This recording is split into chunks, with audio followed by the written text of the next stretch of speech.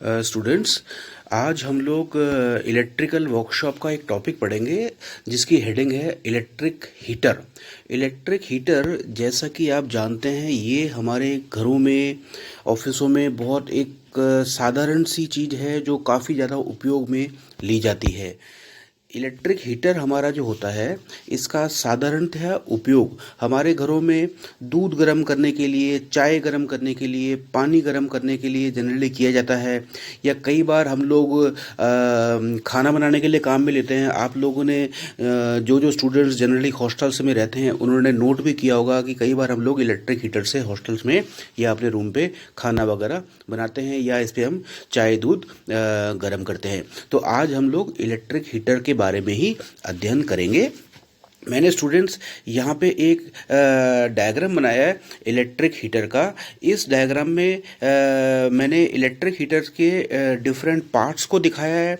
Electric heaters में होने वाले जो फॉल्ट्स हैं हमारे, उनके बारे में बात की है और उन फॉल्ट्स को हम किस तरह से रिमूव करते हैं वो मैं आपको समझाऊंगा आज। और इलेक्ट्रिक हीटर को उपयोग करने में क्या क्या सावधानियाँ हमारे को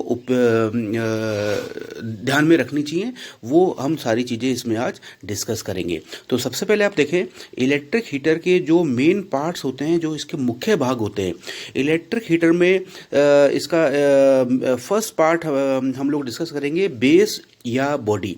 बेस या बॉडी हमारी आयरन की बनी होती है, जिसके अंदर हीटर के सारे जो पार्ट्स होते हैं उनको हम लोग असेंबल करते हैं, मतलब उनको इकट्ठा करके हीटर में रखते हैं हम लोग। ये इसका जो बेस या बॉडी है, ये हमारी आयरन की बनी होती है।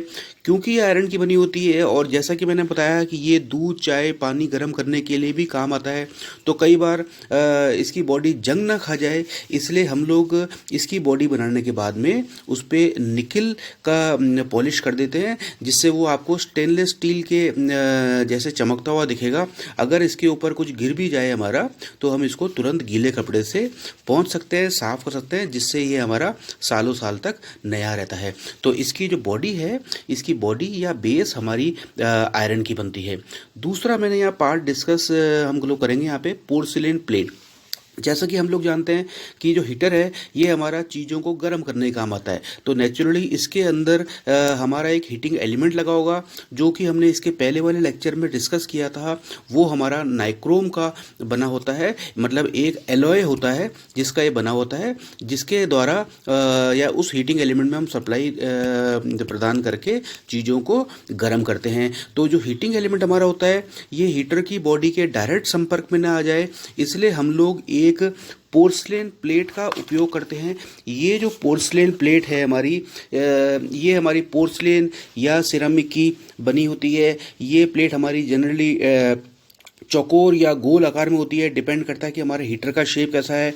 और ये हमारी जो पोर्सलेन प्लेट होती है, इसके अंदर हमारे कुछ ग्रूव्स या जिसको हम बोलते हैं खांचे, या साधारण भाषा में बोलें कि इसमें छोटी छोटी नालियाँ हमारी कटी होती हैं, जिनके अंदर हम लोग हमारे हीटिंग एलिमेंट को फिट करते हैं।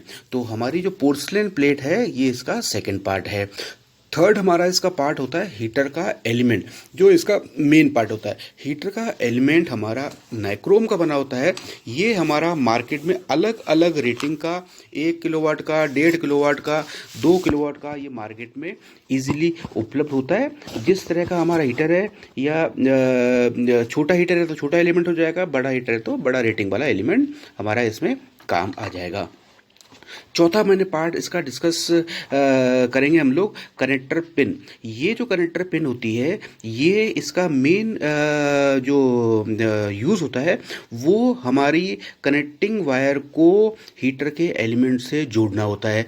जैसा कि मैंने बताया कि हीटर की एलिमेंट की जो बॉडी होती है वो आयरन की बनी होती है, तो हमारे एलिमेंट का संपर्क डायरेक्ट बॉडी से ना हो जाए, इसलिए हम लोग एक पोर्सलेन का कनेक्टर बनाते हैं, जिसके अंदर हम लोग ब्रास की कनेक्टिंग पिंस लगाते हैं, हमारी जो सप्लाई वायर होगी उसको हम ब्रास की कनेक्टिंग पिंस के साथ में कस देंगे और ये पिंस हमारी हीटर के एलिमेंट में सॉकेट की हेल्प से जोड़ दी जाएंगी। तो कनेक्टर पिन हमारा जो होता है, ये हमारा इसकी जो बॉडी होती है वो बनी होती है पोर्सलिन की या सिरामिक की, और इसके अंदर हम लोग लंबे लंबे प्लास्टिक ब्रास के पिंस लगाते हैं जिसके अंदर हम लोग हीटर के एलिमेंट को कस देते हैं। नेक्स्ट पॉइंट इसमें हम डिस्कस करेंगे फ्लेक्सिबल वायर। हीटर के एलिमेंट को सप्लाई से जोड़ने के लिए हम लोग प्रॉपर रेटिंग की फ्लेक्सिबल वायर काम में लेते हैं। नेक्स्ट हम लोग इसमें डिस्कस करेंगे गार्ड या जाली। कई बार क्या होता है कि जैसे हम लोग गलती से अगर मान लो हम लोग हीटर को यूज़ करते करते अगर मान लो हमारा जो भी हम बर्तन वगैरह काम में ले रहे हैं उसका संपर्क डायरेक्ट अगर हीटर के एलिमेंट से हो जाए तो हमें शॉक लग सकता है या हमारे हाथ जल सकते हैं। तो हमारे हाथ का डायरेक्ट संपर्क, या हम लोग बोलते हैं कि जो भी हम लोग बर्तन इसमें काम में ले रहे हैं चीज़ों को गर्म करने के लिए, दूध चाय पानी गर्म करने के लिए या खाना बनाने के लिए, उस बर्तन का संपर्क डायरेक्ट हीटिंग एलिमेंट से ना हो जाए, इसलिए जैसे हमने डिस्कस किया कि हम लोग हीटिंग एलिमेंट को पहले पोर्सलेन की प्लेट के अंदर फिट करते हैं। पोर्सलेन की प्लेट के अंदर जो ग्रूव्स होते हैं, जो खांचे होते हैं, वो थोड़े से गहरे होते हैं, तो हीटर का एलिमेंट पोर्सलेन की प्लेट के अंदर दबा हुआ रहता है।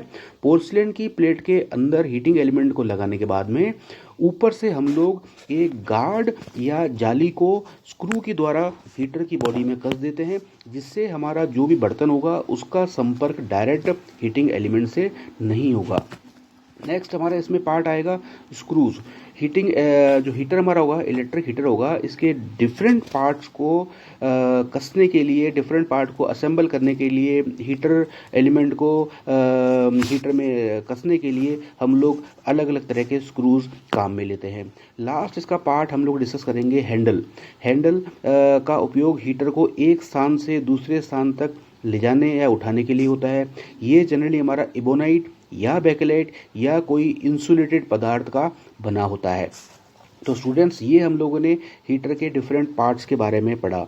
अब आप देखें कि जो हीटर है इसमें विभिन्न प्रकार के दोष कई बार आ जाते हैं, तो वो इसके जो दोष होंगे उनका नाम, उनका नेचर क्या होता है और उनको हम लोग किस तरह से दूर करते हैं उसके बारे में पढ़ेंगे। सबसे जो कॉमन इसका दोष होता है वो हमारा इसमें कहलाता है अर्थ फॉल्ट, जिसको हम बोलते हैं भूदोष। तो अर्थ फॉल्ट में प्रॉब्लम हमारी क्या होती है कि जो हमारा हीटर का जो एलिमेंट होता है, कई बार हम क्या करते हैं कि इसका एलिमेंट जब इसको हम यूज़ करते हैं तो कई बार इसका एलिमेंट बॉडी पे टच कर जाता है। तो इसको हम लोग टेस्ट करते हैं सीरीज टेस्ट लैंप से।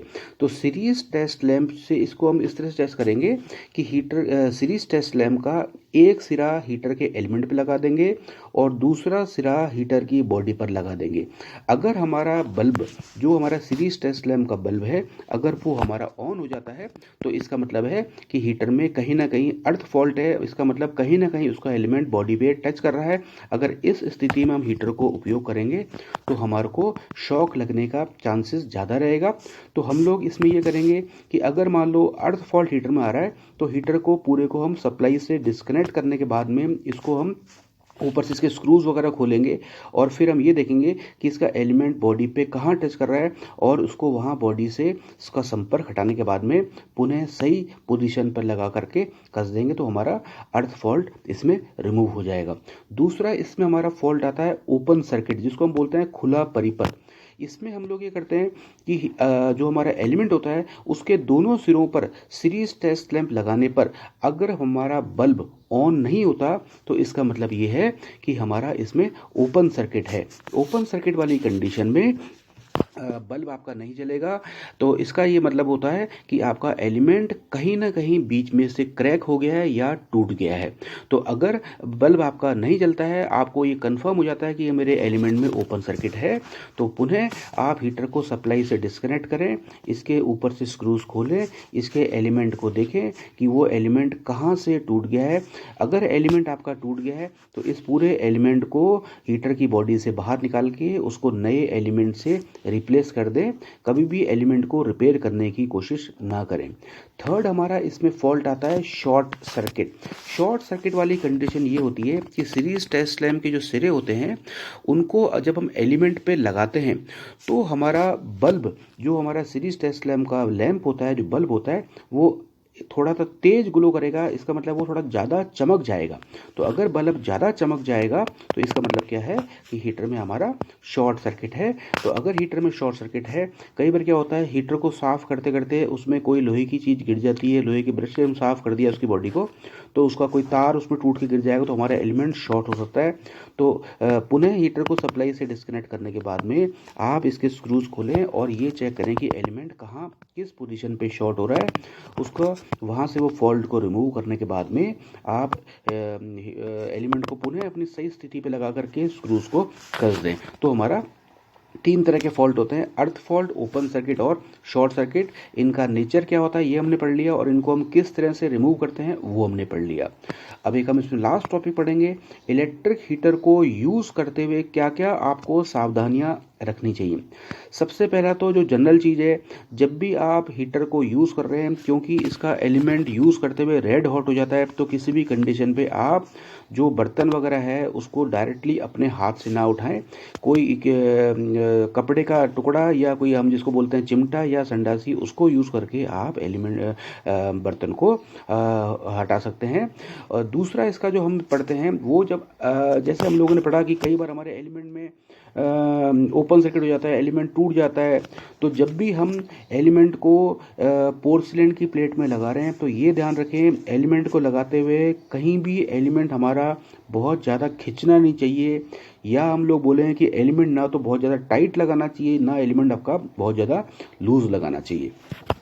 दूसरा हम लोग इसमें जो सावधानी रखेंगे, अगर हीटर को यूज़ करते हुए उसके एलिमेंट के ऊपर कोई हमारा सामान, खाने का सामान, दूध, चाय या कोई भी खाने का सामान गिर जाए तो हीटर को ऑफ करने के बाद में उसके एलिमेंट को ठंडा होने का वेट करेंगे और ठंडा होने के बाद में उसको कपड़े की सहायता से साफ़ कर देंगे।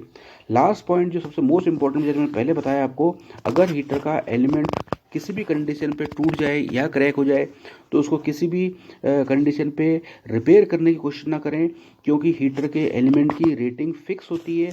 अगर आपने उसके एलिमेंट को रिपेयर करने की कोशिश की, या मान लो उसके एलिमेंट को अगर टूट गया है उसको काट के छोटा करने की कोशिश की और छोटा करके खींच के उसको दोनों टर्मिनल्स पे लगाने की कोशिश करी, तो आप ही ध्यान रखें कि इसका जो रेटिंग है वो चेंज हो जाएगी और हमारा एलिमेंट बार बार टूट सकता है।